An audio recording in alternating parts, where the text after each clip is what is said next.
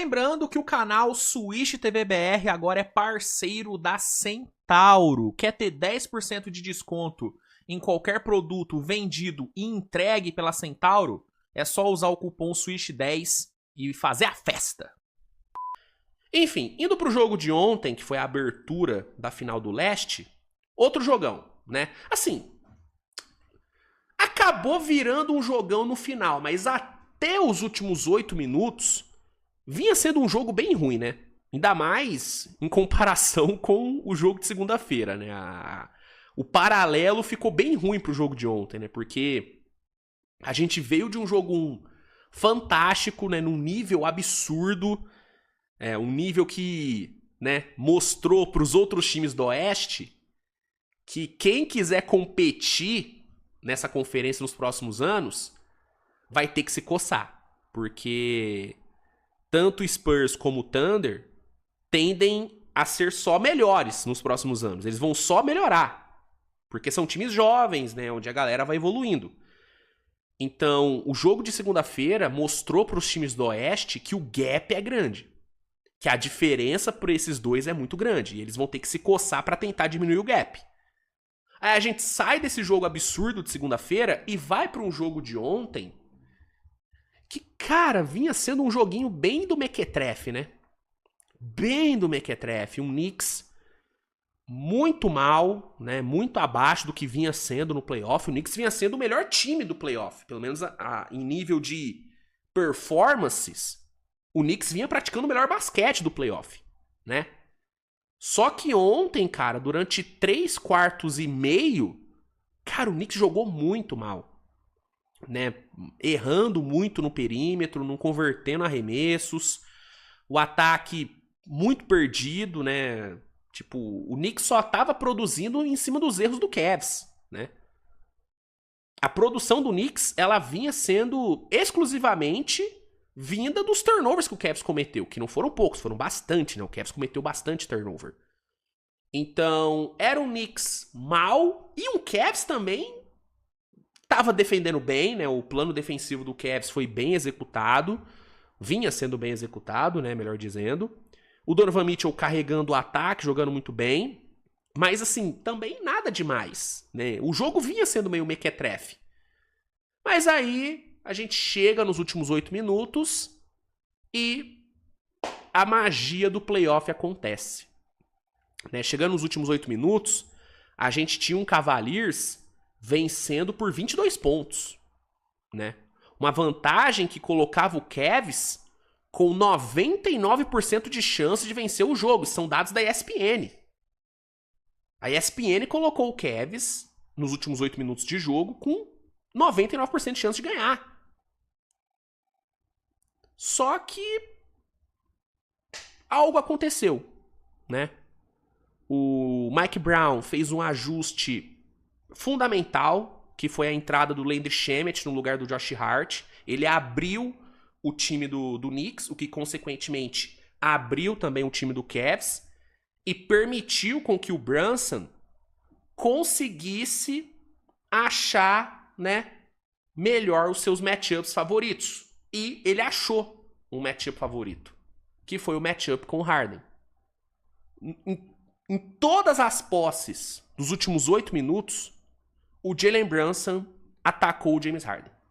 E com uma facilidade inacreditável. Não é que o Knicks montava uma puta de uma jogada com um monte de ação fora da bola pra gerar o confronto Brunson e Harden. Não. Era um bloqueio. Tudo que o Brunson precisou para atacar o Harden foi um bloqueio. Ele chamava o pick and rollzinho e gerava a isolação com o Harden. E em todas as vezes que ele atacou o Harden, nos últimos 8 minutos de jogo, ele pontuou, né? Segundo a ESPN, até separei aqui, o Harden foi colocado em isolation 9 vezes no quarto período. O Knicks produziu uma média de 1,9 pontos por posse quando isolou o Harden. Isso dá basicamente 17 pontos marcados em cima do Harden no quarto período. O Jalen Brunson, ele marcou 15 pontos no quarto período. 15 pontos. Dos 32 pontos que o Knicks marcou para tirar a diferença de 22 que o Cavs tinha colocado, 23 vieram do Brunson, seja com ele pontuando, seja com ele dando assistências. Foi surreal o que aconteceu nos últimos 8 minutos de jogo. O Knicks converteu 15 de 20 nos 8 minutos finais do quarto período e na prorrogação. O Cavs, 4 de 18. O Knicks teve uma eficiência de 173,2. O Cavs teve de 50,6, cara. Você tem noção disso? Foi um dos maiores colapsos que eu já vi de um time na história. Foi assustador, cara. Ao mesmo tempo que foi uma das maiores recuperações que eu já vi também. Sabe, o Knicks ontem, velho, foi histórico o que o Knicks fez. Foi histórico. E aí, mérito do Mike Brown, né, que fez esse ótimo ajuste da entrada do Landry Shamet, né, orientou bem ali o time para atacar o James Harden. Foi muito bem fazendo isso. Inclusive, ele até falou na coletiva que o plano realmente era atacar o Harden. Esse era o plano do time. Mérito do Brunson, que foi um colosso no final do jogo. Ele até vinha fazendo um jogo mais ou menos, sabe? Em meio a toda a ruindade que vinha sendo o Knicks, o Brunson vinha sendo mais lúcido. Mas também estava mal. Agora, o que ele fez nos 8 minutos finais do quarto período foi, assim, histórico. Ali ele, né, deixou claro de novo o porquê que ele é o melhor jogador desse time, o porquê que ele é um dos melhores da história do Knicks, o porquê que ele já tá na primeira prateleira de jogadores da história do Knicks. E, irmão, um jogo absurdo do Brunson. Jogou pra caralho, o Knicks consegue a vitória, né, 115-104, abre 1-0, né, dá um passo importante, né, pra chegar nas finais da NBA, coisa que não acontece há décadas, né? E eu falo com tranquilidade que se o Brunson colocar o Knicks nas finais, pra mim ele se consolida talvez como o maior jogador da história do Knicks, cara. A gente tá num terreno onde a gente tem um provável GOAT de uma franquia sendo formado. O Brunson, ele tá nesse patamar, entendeu? Se o Brunson colocar o Knicks nas finais, pra mim ele assume o posto de maior da história. É que é foda, né? O título vai ter que vir. Pra ser colocado mesmo como GOAT, ele vai ter que ser campeão. Mas, puta, mano, o passo que ele vai dar pra ser alçado a esse posto vai ser muito grande se ele colocar esse Knicks nas finais, cara. Cara, o Brunson, ele é muito grande, mano. Acho que a galera não tem muita noção do tamanho do Brunson pro Knicks, velho. E algo que eu acho que é pouco valorizado é como que o Brunson, ele foi fundamental pra esse time do Knicks ser feito. O corte, não o corte, né, mas a grana que o Brunson deixou na mesa nessa última renovação que ele teve, que foi uma grana violenta, essa grana foi o que... essa grana que ele deixou na mesa foi o que permitiu que o Knicks pegasse Anunoby, pegasse Mikal, pegasse Karl Anthony Towns. Então, além do que o Brunson entrega em quadra, que é algo gigantesco, ainda mais no contexto de playoff, né, o Brunson ontem, ele se tornou apenas o segundo armador, né, ele se tornou o segundo armador a chegar a 2.000 pontos nos playoffs, a chegar mais rápido a 2.000 pontos no playoff na história. Ele só fica atrás do Curry, né? Ele é um cara que marcou menos de 25 pontos só uma vez em um jogo 1 de playoff pelo Knicks. Em só um jogo 1 de playoff no Knicks, ele marcou menos de 25 pontos. E ele marcou 30 em 5 jogos 1. Ele tem mais jogos de 35 pontos em playoffs do que 99% dos jogadores que já passaram pela NBA. O Brunson, ele é um colosso de jogador em playoff. Só que, além do que ele entrega em playoff, e também em regular, que é gigante, cara, a importância dele para a construção do elenco ela é gigantesca, cara. E pra mim um ídolo ele é formado por esse tipo de coisa. Esse é o tipo de decisão que forma um ídolo, sabe? O cara deixar essa grana na mesa, ele ainda é muito bem pago, tá? Não é como se o Brunson estivesse comendo pão com casca de parede, não. Ele ganha muito bem. Mas muito menos do que ele poderia ganhar. Porque, além dele ser o jogador que ele é, irmão, ele é um franchise player do Knicks, porra. O maior mercado da liga junto de Los Angeles. E ele ganha muito menos do que, sabe, jogadores, né, que não estão nem perto do nível dele. Mas por que ele fez isso? Pra ter um time melhor. Pra permitir com que o Knicks montasse um time que pode chegar na final de NBA. Coisa que o Nowitzki fez várias e várias vezes em Dallas, né?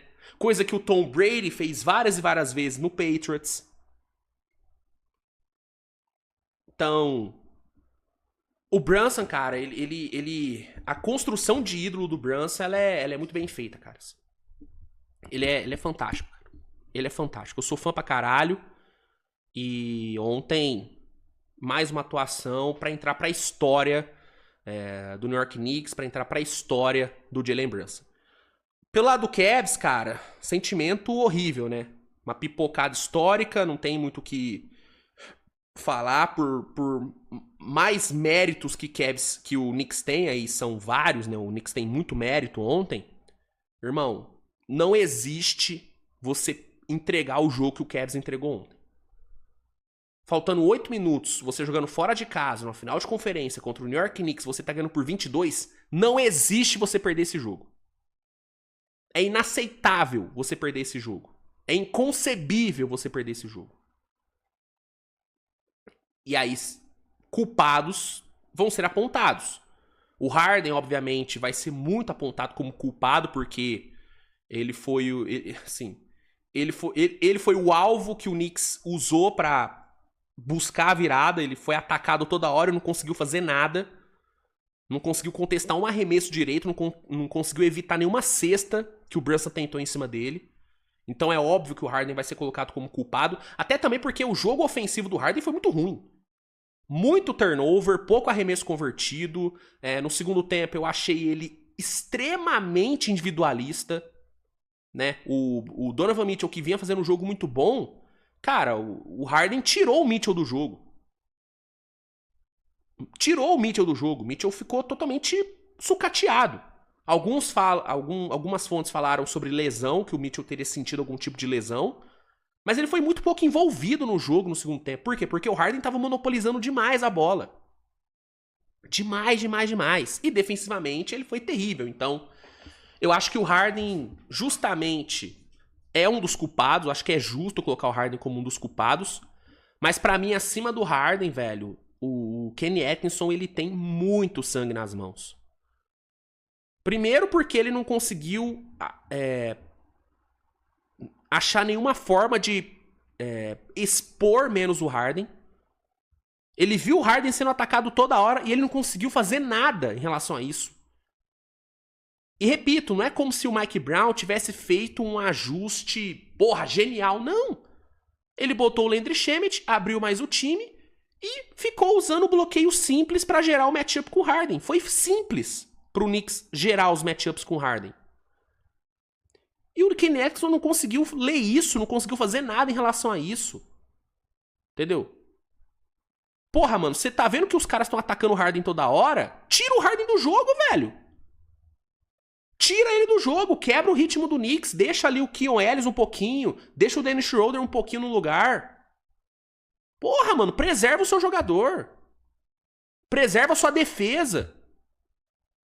Mas pra mim o que mais me irritou foi ele ver o Cavs derretendo, tomando uma run inacreditável no quarto período, e ele não pediu um timeout. Ele foi pedir timeout com o jogo já indo pro brejo. Ele deixou o jogo ir pro brejo pra pedir tempo. Caralho, irmão, você tá vendo o seu time tomar uma run de 7-0, 8-0, 9-0? Para o jogo! Ah, não, mas a vantagem é muito grande. Para o jogo! Para o jogo! Entendeu? E não, ele parado, olhando. Nossa, cara. Se isso me irritou, eu imagino o torcedor do Cavs. A risadinha que ele deu na coletiva. Cara! Mano, inacreditável, assim. Eu, se fosse torcedor do Cavs, eu ia estar num nível de puto hoje surreal. Ele rindo na coletiva, mano. Falando que, ah, não, deu um azar. Deu um azar. Puta que pariu. Caralho, bicho. Mano, surreal. O Ken Atkinson é surreal, mano. É completamente surreal. O cara, ele tá totalmente biruleibe das ideias, mano. Assustador, cara. Assustador. Então, o Cavs tem muito o que corrigir. Não dá pra pipocar do jeito que pipocou. E me preocupa muito a força que o Cavs vai ter pra se recuperar desse baque. Porque, mano, você entregar um jogo desse numa final de conferência... Cara, você vai precisar de um mental muito forte pra se recuperar, bicho. Eu não sei se esse Cavs tem esse mental. Sinceramente. Vamos ver. Vamos ver no jogo de amanhã se o Cavs consegue dar uma resposta. Mas, assim... feio, tá? Feio demais.